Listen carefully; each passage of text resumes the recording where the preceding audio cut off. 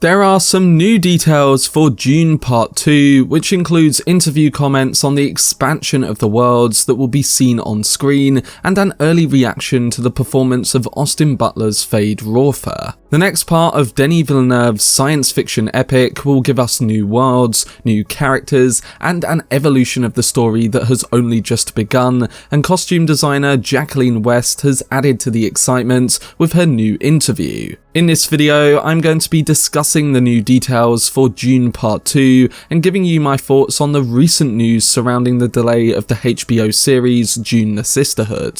Before I get into it though, if you want to keep up to date on any of my content surrounding Dune Part 2 and beyond, then don't forget to support this upload by giving it a like rating, subscribing to the channel, and turning on your notifications. But without further ado, let's dive into the new details for Dune Part 2.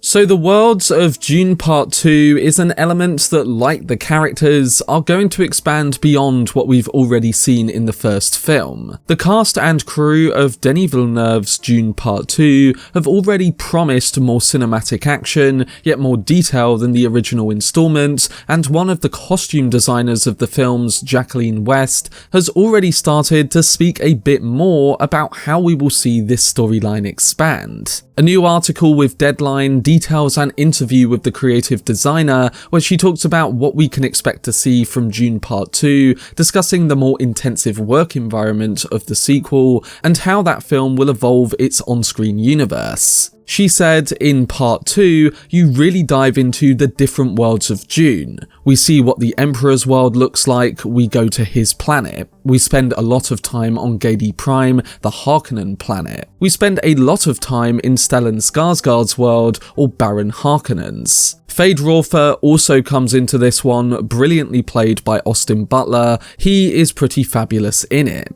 Of course, Butler plays a particularly important role in the story, as his journey will lead to an iconic rivalry with Paul Atreides, and it sounds like, by coming off the acting success of Elvis, he'll be looking to put in another iconic performance. We're still yet to see what the actor will look like in the film, and I'm sure we'll get something soon within the early marketing, whether it's a trailer or through a poster reveal, but it is good to hear that a creative is praising his performance in the second part. Adding to the expanded worlds comment from before, she did also tease that the design aspects are again visually stunning in the sequel, and its expanded scope requires a lot more effort when creating diverse settings and costumes. She said, all the worlds get expanded. It was about creating 3 separate, different looking worlds and also revisiting the Bene Gesserits, the age-old ones with these costumes that almost look like Egyptian mummies. I think it's visually stunning, the sets, the cinematography, and the concepts. Of course, when it comes to one of those planets, we did get an early look at the sets and location of the Emperor's homeworld, planet Kaitain, when Dune Part 2 began filming last year. The images gave us a sense that this planet would be visually showcased as quite different from the other ones, with a more luscious environment and rich architecture that fits in line with the depiction of the Emperor's world. The structures may have teased some of the interiors that take up the Imperial Opal Palace, which if you've read the book, you'll know that this is the Emperor's residence located in Corinth City. The fact that we are getting that planet, a lot more of Giedi Prime, and then with all the events on Arrakis,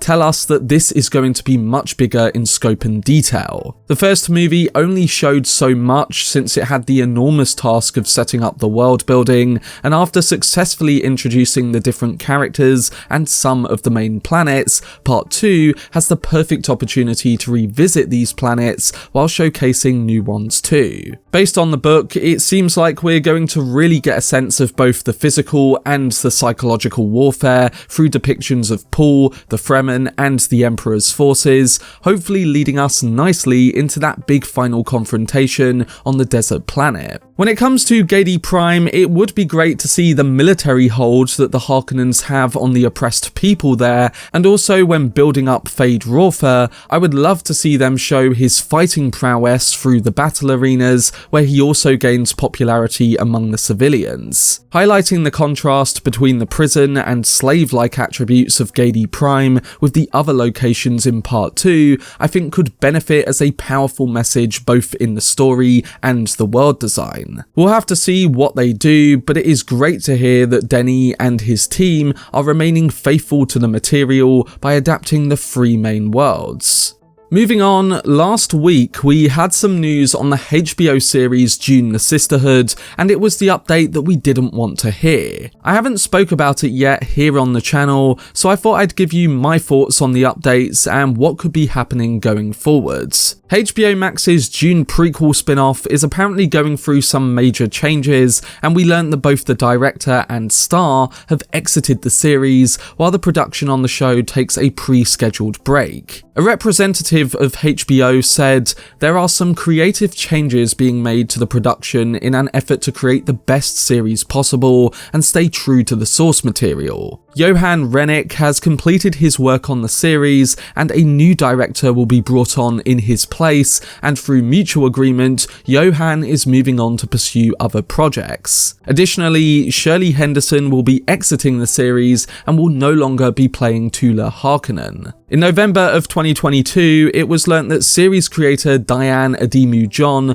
parted ways with the show as co-showrunner, but she did remain on board as an executive producer. And we learnt in the time since that Alison Shaper, producer of Westworld, has taken over as sole showrunner of the series. So there seems to be quite the chaos going on at HBO with Dune The Sisterhood, and with this show previously scheduled to release before or soon after Dune Part 2, it looks like it's going to be a while before we actually see it, or with the way things are going, we might not see it at all. Recent reports have said that there was not much cooperation and stars of the show were not very friendly on set, so it seems like if they are going to make this work, then they will need to find some new casting additions and creatives that will get along with each other and create a better working environment. I think that if this doesn't go through, it's not the end of the world, because we've still got all the great things going on with Denis Villeneuve's films, and it seems respectable to really focus on them before trying to make spin-offs work at the same time too. It's not like it would ruin the continuity or the storytelling, because the Sisterhood series is set way before the events of the films. I guess it is good to hear that they want to do this the right way, and that they aren't just going ahead with it while dealing with all the production problems.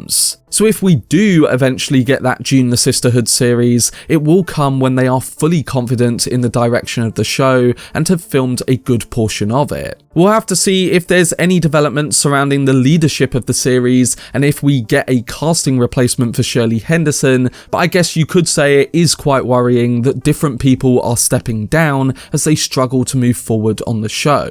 Like with all of my updates on Dune Part 2, I will be keeping you up to date with any news that we get, and hopefully in the time ahead, it's better news than what we've had for the Sisterhood series in recent months.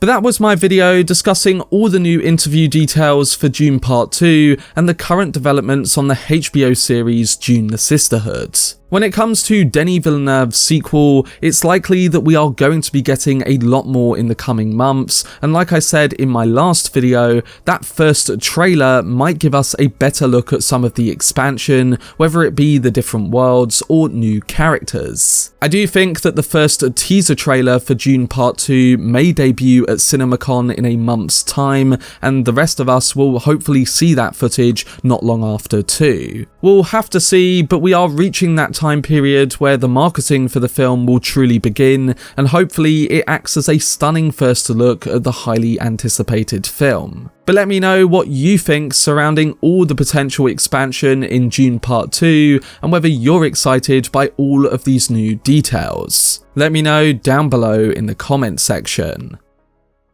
For much more videos and news on Denis Villeneuve's Dune universe, then subscribe to the channel and turn on your notifications. Also, if you enjoyed this video, remember to leave a like, rating, and follow me on social media via the links in the description. But anyway, I hope you guys enjoyed it. I've been Cortex, and as always, make some noise.